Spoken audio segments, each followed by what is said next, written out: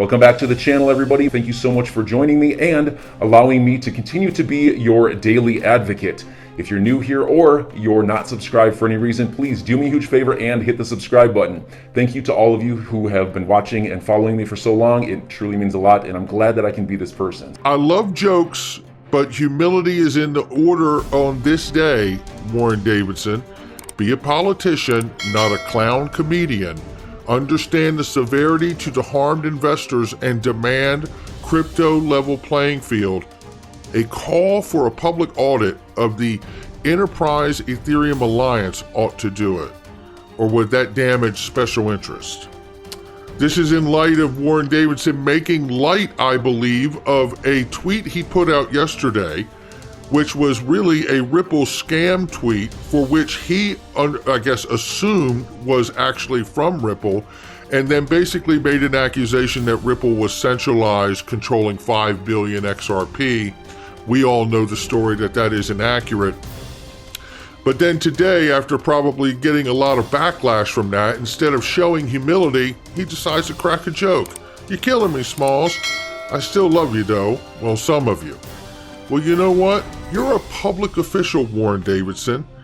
Let's stop with the jokes and realize that there are really hundreds of thousands of XRP holders that have been harmed, but 65,000 that are represented in the class action lawsuit.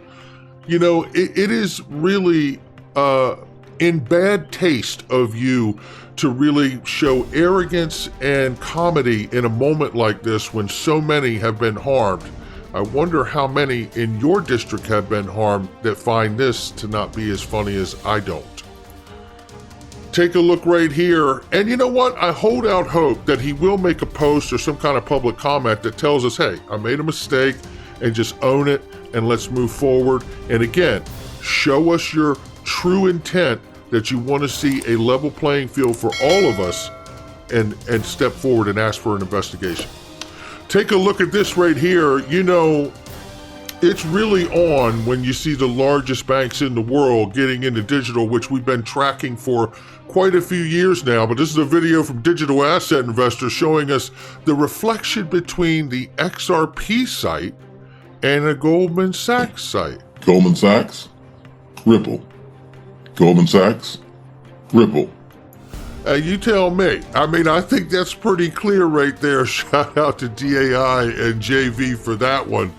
That's a goodie. Now let's get to the update that we got right now with Ripple and the latest here. A lot of back and forth, so I'm really trying to make sure we cover this in detail to get everybody as up to date with the little teeny back and forth that we see happening here, because at any time we should be getting a ruling on the Estabrook notes, and we should also be getting a ruling at any time on the 63 emails drafts from William Hemmons' speech. So here what we see is Ripple says that the continuance would reward the SEC for its gamemanship and further prejudice defendants. The SEC's decision to wait until after the very last deposition scheduled in the case to file Dr. Albert Metz's new reply report necessitates sanctions against the SEC. First of all, thank you to Jim for putting this stuff out. I mean, we're so grateful for him and all the legal analysts that help us stay abreast to all the situations going on with the case. We would be lost without him and so many others.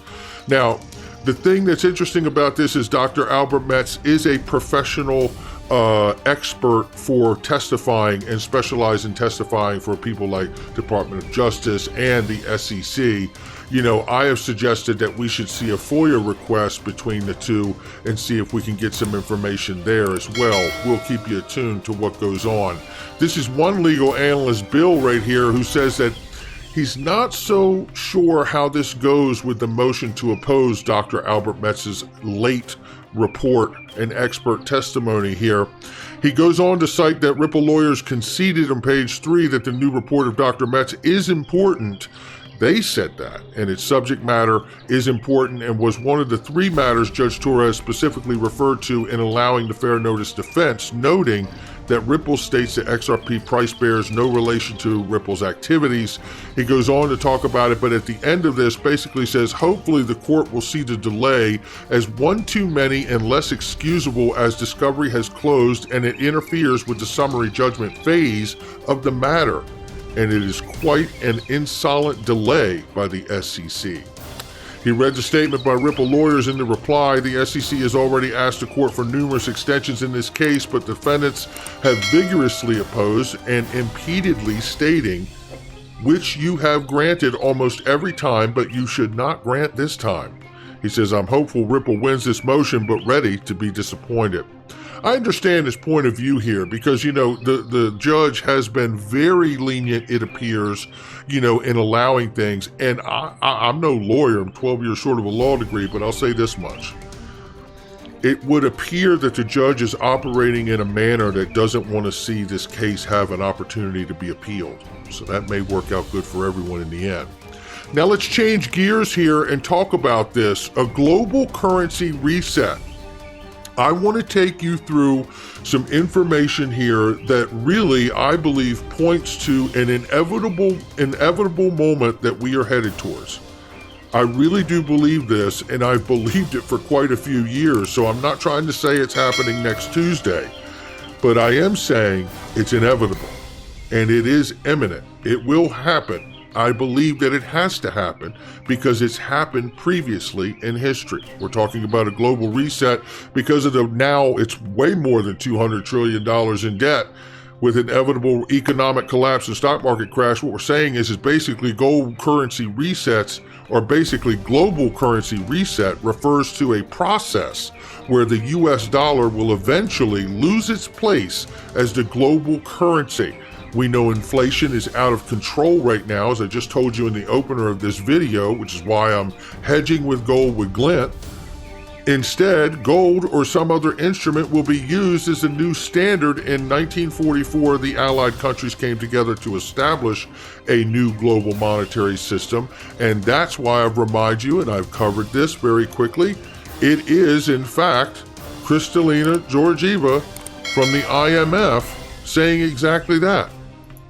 I paid a visit to Bretton Woods in New Hampshire, where 44 men signed our Articles of Agreement in 1944.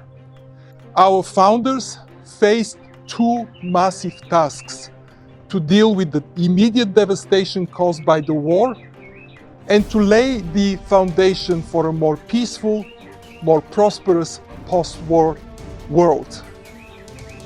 At the conclusion of the conference, John Maynard Keynes captured the significance of international cooperation as hope for the world.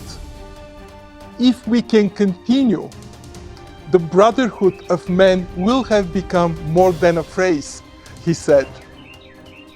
As we look forward to welcoming Andorra as our 190th member, the work of the IMF is testament to the values of cooperation and solidarity on which a sisterhood and brotherhood of humanity is built. Today, we face a new Bretton Woods moment. There you have it. That is the managing director of the IMF calling for a new Bretton Woods moment, which is exactly where the US dollar became the global reserve currency. They're calling for a new reserve currency. Now, I'm not suggesting that XRP be a one world currency, but I'm absolutely suggesting that it should be able to fill the role as a one world bridge currency, right? So this, I believe it can do because it doesn't challenge the government fiat dollars around the world. Now, I've been saying this for quite some time. Check it out. This is Swell 2019. I asked the former IMF director the exact same thing. Question about globalization. If you could talk about the idea of the old concept of anchor coin and a neutral asset being in place of a global reserve status of the dollar, and possibly that being XRP. What you're asking for is whether there's a possibility of a global currency, and to some extent that's what Libra was trying to do. And as I understand, Truthfully, what I was actually asking, and I should have framed it better, was I'm actually asking of a global bridge currency, not a global world currency. standard that's different from what XRP is trying to do. And the reason is as follows. As soon as you go to maintaining the value, right, some kind of stable coin, a whole set of regulatory concerns get triggered. I have to make sure that there is corresponding financial or real assets backing this notion of value that they seek to maintain. So real assets backing this asset to maintain this value. Real assets. Remember that he said that. Because it doesn't stop there. This is Barry Eichengreen, who was also, right before this webinar, with the IMF and Geeta Gopinath and everybody else. He was also on Blockstars with David Schwartz, Ripple's podcast. And this is what he had to say. And the second part of the question would be, what do we have to do to get out of this position of dollar dominance? Because it has the undesirable effect of weakening monetary policy, and it will run up sooner or later against the 21st century Triffin dilemma problem. And the 21st century Triffin dilemma problem is when a national currency serves as the global reserve currency, and whatever adjustment you make to national or international policy to accommodate the world or the country of that dollar, it has an adverse effect on the other side of it. So this is where we are, and it is even further exacerbated by the amount of money printing, 10 trillion plus now, and the global debt on top of it. So enjoy your day, everybody. I'm always here for you. Leave any comments or questions below, and be sure to subscribe. But thanks, everybody. I really appreciate you. Enjoy your day, and I always have your back. So thanks so much, everybody.